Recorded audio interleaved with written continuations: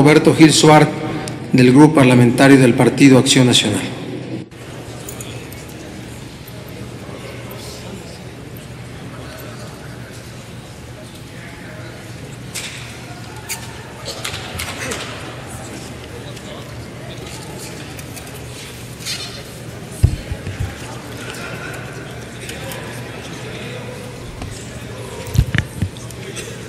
Gracias, presidente. Honorable Asamblea, ya es común que frente a las reformas constitucionales, estructurales, se repita el argumento de que no es la mejor, le falta mucho, es solo lo posible, faltó el trecho de lo deseable, se quedó a medias, en fin. Prácticamente se repite ese argumento cada vez que aprobamos una reforma y sobre todo una reforma de gran calado.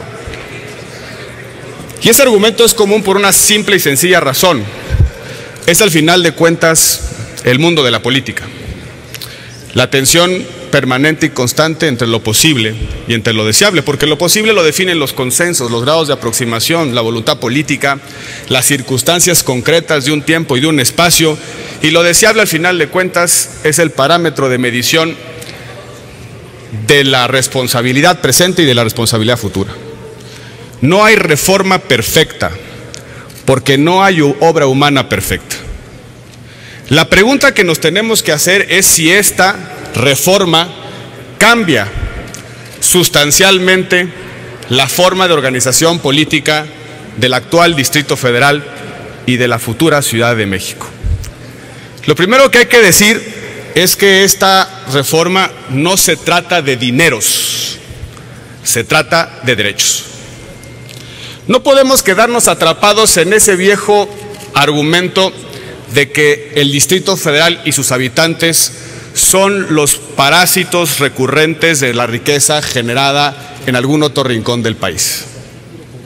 No podemos mantenernos en estas tensiones regionalistas que asumen y dicen que la Ciudad de México, sus habitantes, no merecen tener los mismos derechos porque no son exactamente igual que los estados, porque tienen características diferentes, porque son el centro del país, porque son la capital de la República y porque es la sede de los poderes federales. Esos fueron los argumentos que se utilizaron constante y recurrentemente durante prácticamente todo el siglo XX para negarle a los habitantes de la Ciudad de México los mínimos derechos políticos. Acción Nacional, desde los años 60, el diputado Manuel Gómez Morín, el diputado Kisly Barrola, el diputado Carlos Castillo Peraza, ya insistía en la necesidad de igualar a los mexicanos y a los habitantes de la Ciudad de México en derechos políticos. Y por eso, Acción Nacional exigió que las autoridades políticas del Distrito Federal fueran popularmente electas. Por eso insistimos en que la Asamblea Legislativa fuese una auténtica Cámara de Representación Popular. Por eso insistió Acción Nacional en que las demarcaciones territoriales fuesen auténticos gobiernos de proximidad. Todas ellas evoluciones que se han dado afortunadamente en nuestro sistema político, que fueron banderas de Acción Nacional frente al PRI y mucho antes que naciera el PRD. Son tesis históricas de Acción Nacional que estaban sustentadas en nuestra convicción federalista, porque una convicción federalista genuina reconoce que un ciudadano lo es independientemente del lugar que habita o en el lugar que nació. Y los habitantes de la Ciudad de México merecen exactamente los mismos derechos que los habitantes de Puebla, de Guanajuato, de Baja California o de Yucatán. Y eso es justamente lo que no tienen los habitantes de la Ciudad de México. La principal deficiencia del sistema constitucional con respecto al Distrito Federal es que le niega a los ciudadanos del Distrito Federal la función de la autodeterminación, de configurar su régimen político, de definir sus derechos y obligaciones, de crear, configurar y limitar el poder que interactúa en esta comunidad. Ese es esencialmente el problema del Distrito Federal. la ausencia de la potestad básica de autodeterminación de una comunidad, que es un hecho social, es un hecho cultural y es un hecho histórico. Porque a diferencia de cualquier ciudadano de otra entidad federativa, en el Distrito Federal no se puede participar en la conformación básica de la estructura de poder y de gobierno. No se puede reivindicar una facultad a menos que se le pida permiso al Congreso de la Unión, porque los poderes constituidos del Distrito Federal solo tienen aquellas atribuciones que le da, como si fueran concesiones graciosas, los poderes de la República. Eso es justamente lo que estamos cambiando. Y aquí se ventila el argumento de que, en efecto, el Distrito Federal, antes de reconocer los derechos de los habitantes, sus derechos políticos, debiera avanzar en la igualdad presupuestal o en la igualdad financiera. Se dice con muchísima facilidad que el problema del régimen político del Distrito Federal es que no pagan lo mismo que otros habitantes de las entidades federativas. No, señoras senadoras, señores senadores. El problema de esas diferencias presupuestales y financieras es consecuencia del traslape funcional entre la federación y un orden de gobierno local.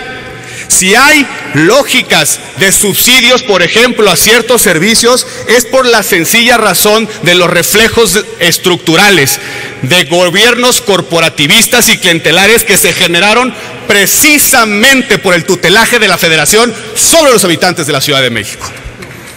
Si hoy tenemos vacíos de gobierno en el Distrito Federal y ciudadanos de segunda, es precisamente porque nunca le hemos dado a los ciudadanos del Distrito Federal la posibilidad de regularse y de gobernarse a sí mismos.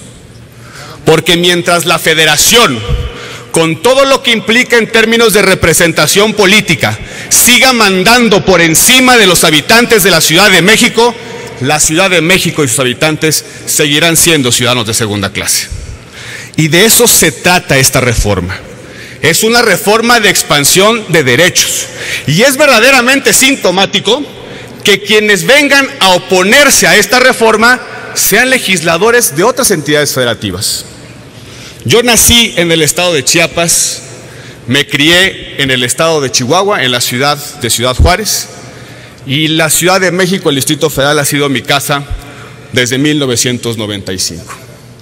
He visto como ciudadano y como habitante el avance tímido en materia político y democrática de esta Ciudad de México.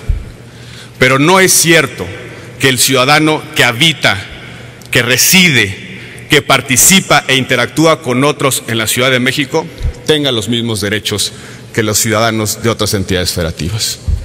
Los poderes constituidos del Distrito Federal no toman parte, por ejemplo, del proceso de reforma constitucional. No tienen nada que decir en los cambios estructurales de nuestra forma de gobierno, de los derechos de los ciudadanos, de la conformación de nuestro régimen federal, de la forma en la que se distribuyen las competencias. Les pregunto, en todas las reformas que hemos hecho en materia de transparencia, energía, telecomunicaciones, educativa, ¿por qué le hemos negado a los habitantes de la Ciudad de México la posibilidad de tomar parte de esos asuntos públicos a través de sus representantes? La respuesta es tan obvia, que simplemente hasta la pregunta parece ofender. Le hemos negado esa posibilidad porque no les hemos reconocido sus derechos, porque no tienen esos derechos, porque seguimos insistiendo en que la Ciudad de México requiere el paternalismo de la Federación para cuidarse, decía hace 20 años, la estabilidad política de la República. Porque el argumento del PRI durante todo el siglo XX es: niéguenle a los ciudadanos del Distrito Federal los derechos básicos para que en el Distrito Federal no haya pluralidad, para que no se abra el boquete del régimen político, para que no haya competencia, para que no haya ciudadanos participativos, precisamente para que el régimen político se mantenga incólume en su fisonomía autoritaria. No querían que la pluralidad avanzara en el Distrito Federal, que no tuviésemos derechos para votar nuestras autoridades políticas, para que no hubiese alternancia. Pues claro, decían, la alternancia puede poner en riesgo la estabilidad política. ¿Cómo un gobierno de izquierda o distinto al PRI en la Ciudad de México se pone en riesgo la integridad de la República? Esos son los argumentos de hace 25 o 30 años que venían del PRI y que desafortunadamente vienen de prácticamente todas las fuerzas parlamentarias. Esta es una reforma de derechos, señoras senadoras, señores senadores, de derechos individuales, de derechos fundamentales. Es una reforma de avance democrático, sí, sin duda, tiene muchas deficiencias, como toda obra política.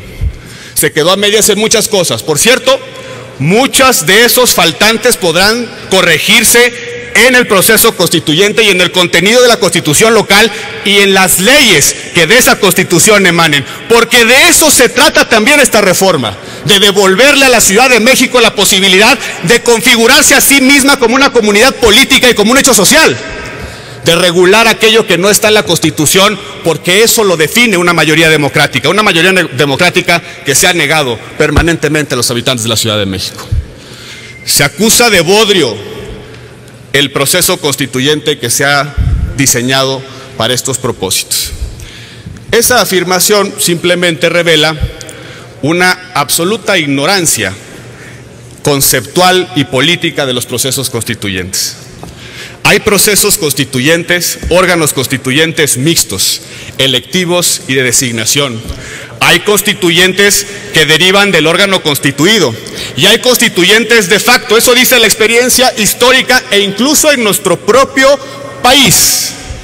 Decir que un constituyente es más o menos democrático en función de la integridad total de miembros electos es simplemente un reflejo de ignorancia.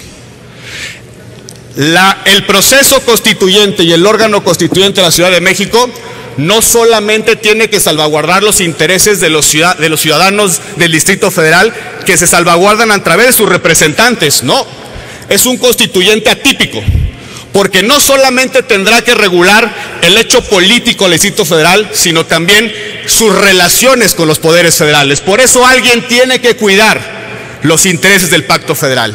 Y precisamente por eso el diseño de poder constituyente ha incluido la representación del órgano congresional, de la Cámara de Diputados y la Cámara de Senadores, que por cierto les recuerdo, tenemos legitimidad democrática directa. Fuimos votados por el pueblo, somos representantes populares y en esa condición podemos salvaguardar el Pacto Federal en la conformación de la Constitución del Distrito Federal. Qué paradoja que el grupo parlamentario del PRI, que hoy se rasga las vestiduras con el proceso constituyente que se ha diseñado, proponía que fuese el Congreso de la Unión quien emitiera la Constitución del Distrito Federal. Se les ha olvidado sus propios planteamientos en las comisiones. Precisamente para salvaguardar los intereses de los ciudadanos del Distrito Federal y al mismo tiempo salvaguardar los intereses del Pacto Federal, se ha diseñado un constituyente mixto que tiene referentes internacionales, que tiene referentes históricos y que tiene referentes intelectuales, porque la teoría ya demostró que un proceso constituyente se define por su fin y no solamente por su proceso de integración. Señoras senadoras y señores senadores, esta reforma puede ser insuficiente. Pueden quedarse o haberse quedado muchos asuntos en el tintero, pero sin lugar a dudas es la mejor obra que seres humanos con limitaciones han podido construir en una circunstancia política. Por su atención, muchas gracias. Gracias, senador Roberto Gil Suárez.